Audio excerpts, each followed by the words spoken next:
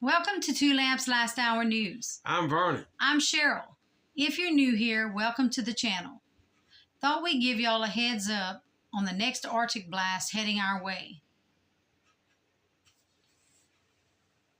This will be the biggest Arctic outbreak so far this winter. I'm meteorologist Brian Shields. I don't want to waste your time, so let's get right to it. This year, I want you to keep an eye on this, right? This here is the Arctic air, this coloring right in here, some of that kind of gray and blue shading. Look what happens as we go out in time. Just follow that. A couple systems help that come down throughout much of Canada into the U.S. at times, but look what happens with the bigger system that will eventually be moving in. Watch this. As we work our way in, this is next weekend into even further, 10 days out in time. Look at that surge right there. That is the Arctic air. Look how far south it gets, right near Tennessee and Kentucky, to give you an idea. And that means we get a push of some chillier air even down into the Caribbean. This big Arctic blast is on the way with an even bigger system. So I want to show you that. There's one system moving by now, but there is a bigger cold front that is going to allow this plunge to move down in about 8 to 10 days. I like to show you what's next, kind of look ahead at what we have coming on. It has been a very active January, and it will continue to be the case. Now, we have one spin off the Atlantic region of Canada right now, just waiting on some of the fronts in the Caribbean. And then we have this. This is the system we have been tracking this week, the tail end of it back into Mexico. And you see here, look at that moisture just kind of getting pulled into this right across Mexico, Gulf of Mexico,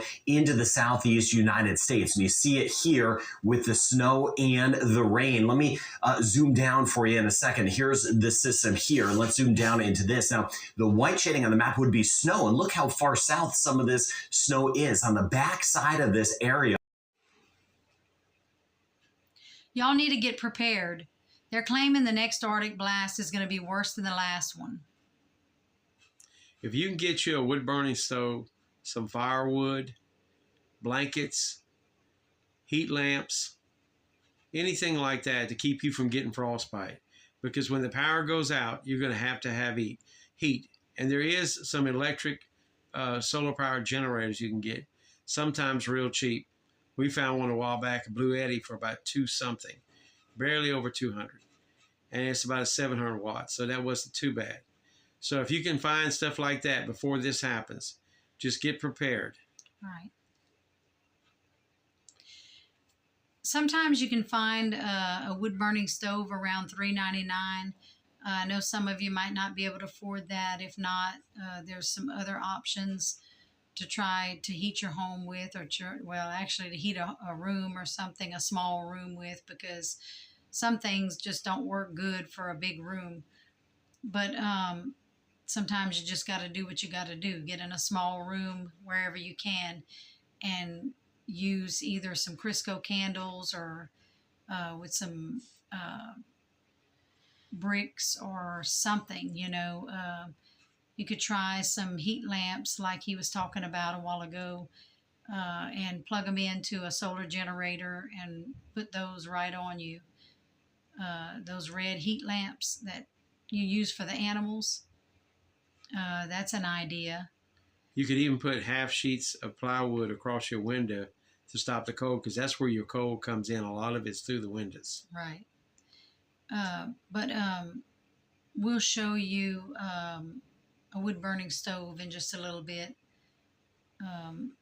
One that was probably around $3.99 not too long ago, or well, it was a while back. Probably, actually, it's been a little while, but I don't know what it is now for the price, but it's worth checking into. So we'll show you that in just a minute.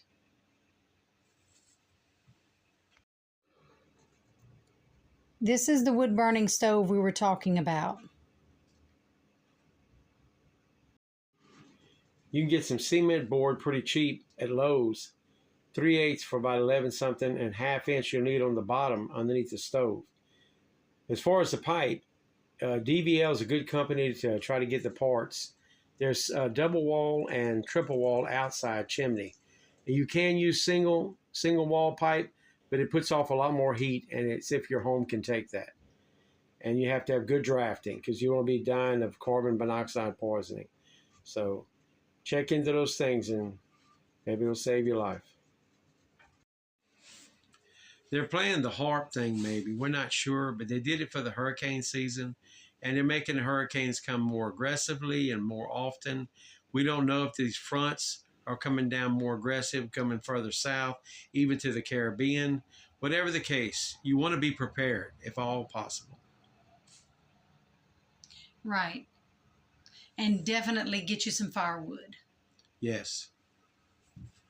if you have a wood burning stove or anything like that. Well, until next time, 2 Lamps Last Hour News.